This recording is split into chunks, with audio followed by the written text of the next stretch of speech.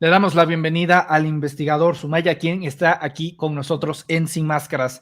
Martín, mucho gusto, buenas tardes, ¿cómo estás? Buenas tardes, muchas gracias por la invitación. ¿Cómo están ustedes? Muy bien, contentos. Muy bien, pues aquí dando la bienvenida y de lleno entrando al tema de lo que están desarrollando. Es muy interesante, incluso ya estuvo presente este estudio en la mañanera sobre cómo se mueven las redes sociales en torno a mover, generar temas de infodemia, ataques, y es lo que nosotros quisiéramos saber, conocer más al respecto de lo que están ustedes haciendo en Tlatelolco Lab. Sí, claro. Pues les cuento un poco de el trabajo que hicimos y algunos de los principales hallazgos. Entonces, en particular, la primera semana de junio, ya ven que tuvimos elecciones estatales, en Tlatelolco Lab nos dedicamos a estudiar hacer análisis de coyunturas, estudios de caso, etcétera, y pues nos enfocamos ahora en la conversación en redes sociales alrededor de las elecciones. Y algo que nos llamó mucho la atención es de que más allá de los resultados, que igual podríamos comentar algo, nos llamó mucho la atención que justo días previos a la jornada electoral, estas narconarrativas se intensificaron significativamente, ¿no? En particular, dos hashtags que fueron Morena Narcopartido y Narcopresidente, ¿no? Entonces, vemos que 2, 3 días antes estos dos hashtags se incrementan y después nos pusimos a ver qué otros hashtags estaban ahí metidos y encontramos que estos dos hashtags no estaban apareciendo de manera independiente en la conversación, ¿no? Sino que venían acompañados de todo un conjunto de otros hashtags con las mismas temáticas, ¿no?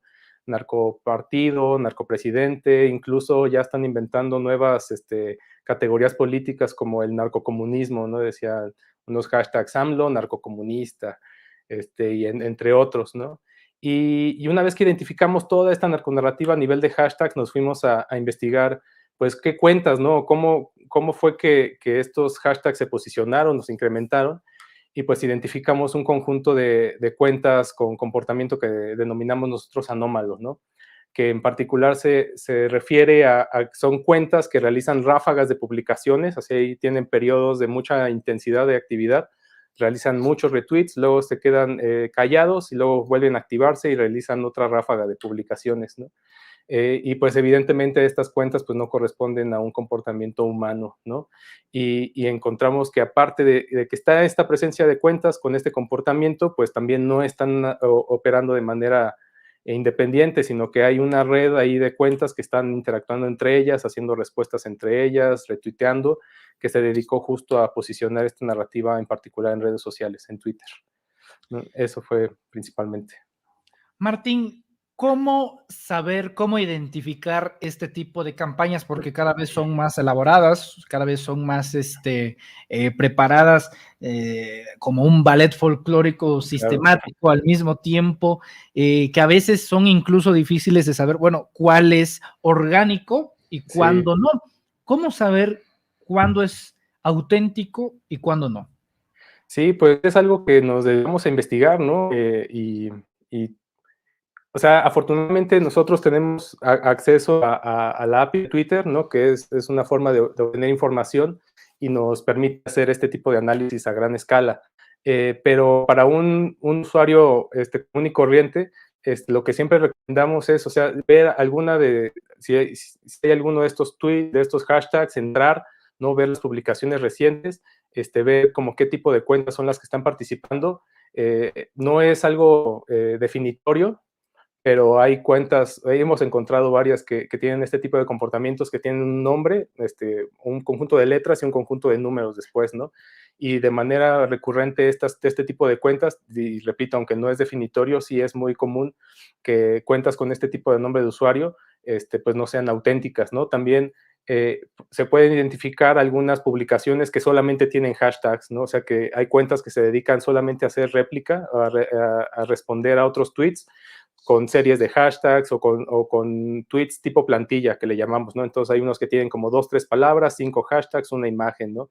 Y cuando uno entra a ver sus perfiles, pues todos sus tweets son similares, ¿no? Igual también algo que hemos notado que es un elemento, ¿no?, para identificar alguna de estas cuentas es el tipo de imágenes que comparte, ¿no? Entonces, si uno entra al perfil, del lado arriba a la derecha están las imágenes que comparte y frecuentemente se ve que es la misma, ¿no? O el mismo conjunto de cuentas que comparte una y otra vez, ¿no? O que también a estas cuentas son también monotemáticas, ¿no? Entonces se activan en cierto momento para posicionar un tema, están haciendo este tipo de actividad un día, un par de días, entran en reposo y cuando viene el otro tema que les interesa posicionar, pues las activan, ¿no? Entonces hay como que bloques temáticos muy claros en los perfiles de estas cuentas, ¿no? Y, por ejemplo, en este caso y en este estudio que ustedes hicieron, ¿tienen qué cuentas son las que originan todo esto? ¿Se Sí, puede explicar eso? ¿Cuáles serían? pues ahorita sí no tengo el nombre así tal cual, pero no son cuentas de personalidades, no son cuentas de políticos, de periodistas, sino son cuentas que denominamos también amplificadoras, ¿no? Que se dedican justo a eso. Tienen un hashtag, hay un hashtag que es el que hay que levantar, ¿no? Entonces son cuentas que están realizando publicaciones, haciendo retweet de otras cuentas que también están haciendo lo mismo, ¿no? En el estudio, que es lo pueden consultar en la cuenta del Twitter del PUEDS, PUEDJS UNAM, ahí pueden ver con detalle cuáles son las cuentas que identificamos con este tipo de comportamiento. Pero sí, o sea, no son cuentas anónimas en su mayoría, ¿no? O cuentas que simulan ser personas. O sea, no hay políticos, periodistas, son más bien de este tipo de cuentas que al ser anónimas, ¿no? Se aprovecha para poder posicionar este tipo de temas un poco sensibles de manera impune, si quieres, y que al ser anónimas, pues no hay también a quién reclamarle, ¿no? Por decirlo de alguna forma. Sí.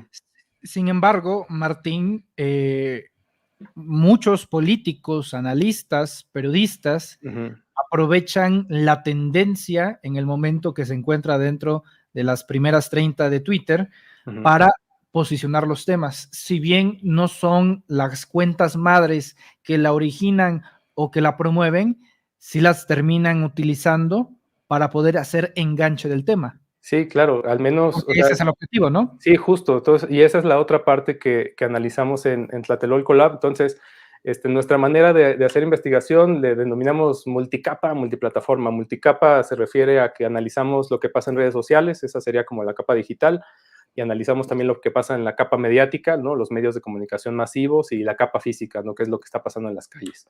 Entonces, en este estudio en particular nos enfocamos en la parte digital, ¿no? Que es lo que ya platicamos de Twitter, y también en la parte mediática, ¿no? Y justo en el mismo periodo de tiempo, ¿no? En la primera semana de junio, incluso un poco antes, monitoreamos 30 columnas de opinión y reportajes que aparecieron en distintos medios de comunicación, y justo, ¿no? Pasa esto, que hay como una sincronicidad entre la conversación que está pasando o se está intentando posicionar en redes sociales con los temas que también tienen estos mismos columnistas y articulistas, ¿no? En distintos medios, ¿no? Y es lo mismo, ¿no? Posicionar la narconarrativa desde otro frente, ¿no?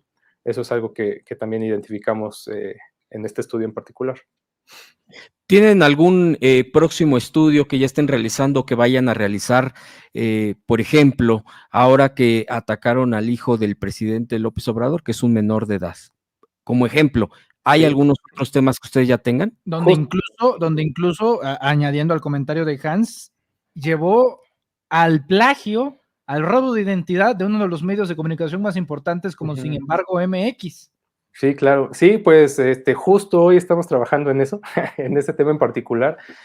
Vamos a publicar igual los resultados entre hoy y mañana, va a estar ahí disponible en la cuenta del PUEDS, y así, pues, de rápido, ¿no? Así lo que encontramos y nos llamó mucho la atención es de que justo también están utilizando este caso en particular que tuvimos este fin de semana, ¿no? Que ya sabemos de qué hablan, ¿no? Ni siquiera vale la pena repetirlo, pero que están utilizando este tema para posicionar otros, ¿no? Y así, para nuestra sorpresa, justo identificamos algunas cuentas que también participaron en la narconarrativa de la primera semana de junio, que también estuvieron activas este fin de semana y con los mismos hashtags, ¿no? Narcopresidente, López narcocomunista, etcétera, ¿no? Entonces, vemos también cómo hay una continuidad, ¿no?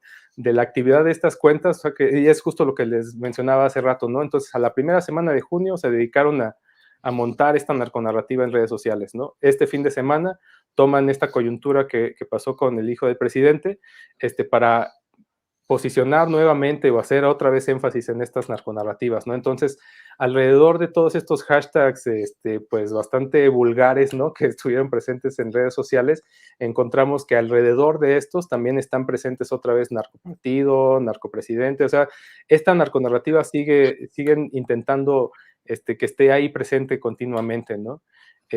Y no solamente son los hashtags, sino incluso identificamos algunas cuentas también que con comportamientos anómalos que estuvieron presentes en la primera semana de junio y la narconarrativa, que estuvieran presentes otra vez el fin de semana, ¿no? Entonces, ahí están, ¿no? Entonces, es igual el mismo comportamiento, ¿no? La misma estrategia, ¿no? Y que pues, son de este tipo de cuentas anónimas que no están representando esencialmente o de manera veraz lo que podría estar pensando la gente, ¿no? Correcto.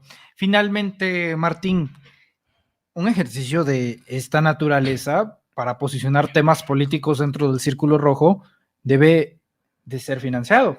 O sea, debe de tener costos, debe de tener preparación, planeación, todo lo que conlleva. Debe de haber financiamiento de por medio. ¿Tienen conocimiento de cuánto aproximadamente, porque hay personas que en realidad se dedican justamente a eso, a posicionar elementos numéricos, hashtags, tendencias en la política, pues para hacer este tipo de daños? ¿Tienen conocimiento de cuánto aproximadamente, o un indicio de cuánto costaría financiar unas campañas de estas? No, la verdad es que ahí sí les va a quedar un poco mal. O sea, nosotros nos hemos dedicado más bien a estudiar como pues justo la estrategia, ¿no? La parte de la coordinación, cómo se posiciona en estos temas, pero no nos hemos metido a la parte más de justo del financiamiento, ¿no? O sea, tal vez habría alguna forma, pero pues la verdad es que no tengo conocimiento como de alguna agencia o alguna empresa que se dedique a hacer manejo de redes sociales como para poder hacer un poco la conexión, ¿no? O sea, pero de lo que sí estamos seguros es de que las estrategias digitales están ahí presentes, ¿no? O sea, de eso no hay duda, ¿no? Correcto.